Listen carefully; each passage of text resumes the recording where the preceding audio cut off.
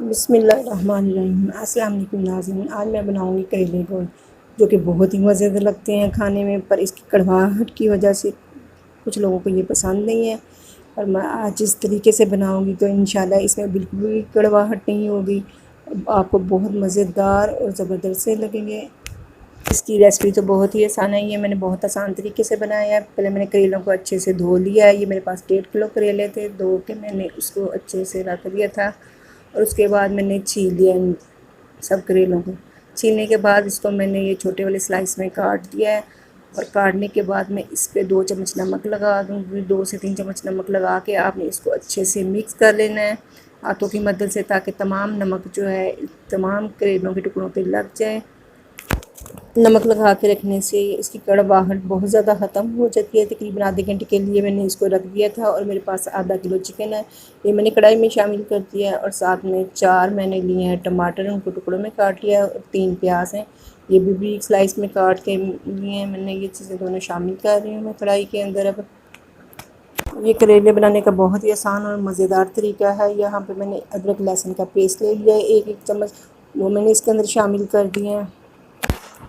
इसके साथ ही अब इसमें जाएगा 1 चम्मच नमक, क्योंकि हमने करेलों में पहले नमक लगाया हुआ है, तो आपने इस चीज़ का लाजमी ख्याल रखना है कि नमक की मिक़दार बहुत ज़्यादा कम रखनी है। ये 1 टीस्पून नमक था जो मैंने डाला है, और यहाँ पे 1.5 चम्मच मैंने मिर्ची डाल दी है।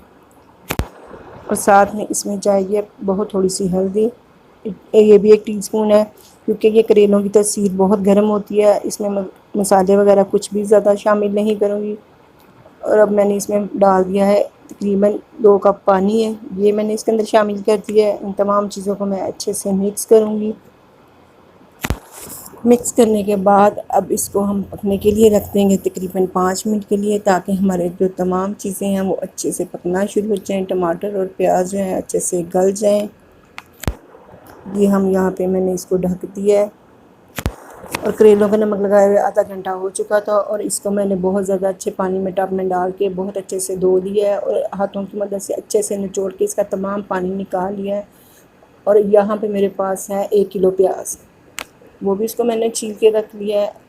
आपने इस चीज़ का ख्याल रखना है कि जब आप करेले वगैरह फ्राई करें तो इसको अच्छे से धोने के बाद थोड़ी देर के लिए आप पंखे के नीचे रख दें, तो इससे करेले फ्राई करने में बहुत आसानी होती है और बहुत जल्दी फ्राई हो जाते हैं और बहुत टाइम की बचत हो जाती है।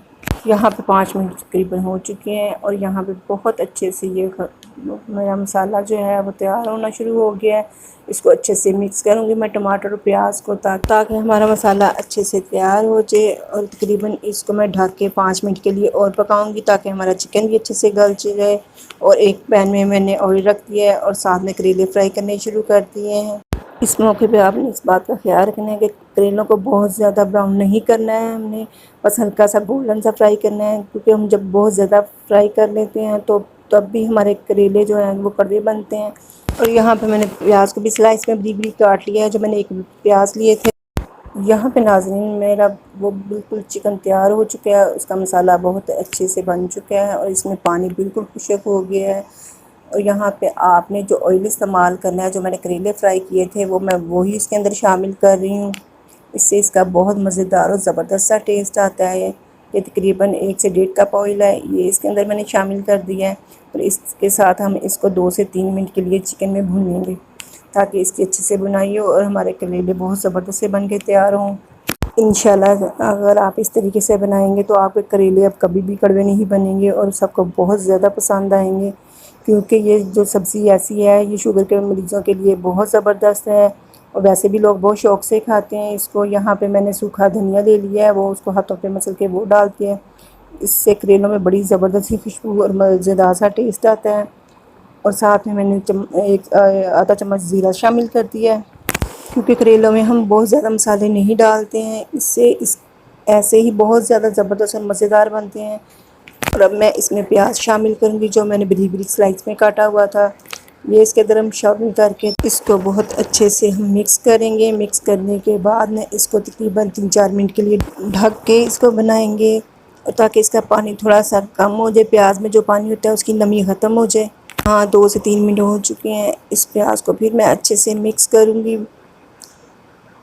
कुछ लोग यहाँ पे ये गलती करते हैं, करेले और प्याज एक ही दफ़ा शामिल कर देते हैं। ये चीज़ नहीं करनी चाहिए, इससे भी करेले कड़वे बनते हैं, क्योंकि जो प्याज में नमी होती है और ये पानी छोड़ता है तो वो करेलों के अंदर चला जाता है, जिससे करेले कड़वे बनना शुरू हो जाते हैं। तो यहाँ पे मैंने प्याज को बहुत अच्छे से मिक्स करके और इसके अंदर मैं डाल रही हूँ अदरक के स्लाइस और 3-4 हरी मिर्चें, इसको भी डाल के अच्छे से मिक्स कर लेना है। यहाँ पे नाज़रीन, ये सब्ज़ी तो बहुत मज़े की बनती है, पर इसको बनाने में थोड़ी मेहनत भी लगती है, क्योंकि ये काफ़ी टाइम ले लेती है। पर इस तरीके से आप बनाएंगे तो आपको बिल्कुल भी टाइम की का मसला नहीं लगेगा। 2 से 3 मिनट के लिए फिर ढक दिया मैंने, ताकि ये अच्छे से हमारा प्याज जो है थोड़ा नरम हो जाए।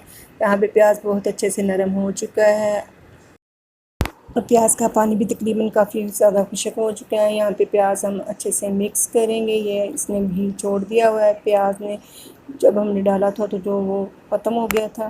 तो ये यहाँ पे बड़े अच्छे से तैयार हो चुका है। जी जनाब, तो अब ये हमारा मसाला बहुत अच्छे से तैयार हो चुका है और अब हम इसमें डालेंगे करेले। ये तमाम के तमाम जो मैंने फ्राई कर लिए थे वो अभी इसके अंदर शामिल करेंगे और अच्छे से मिक्स करेंगे। इस मौके पे आपने इसमें अब करेले शामिल कर देने हैं और करेलों को बहुत अच्छे से मिक्स कर लेना है, ताकि तमाम मसाला जो है वो करेलों के ऊपर अच्छे से लग जाए।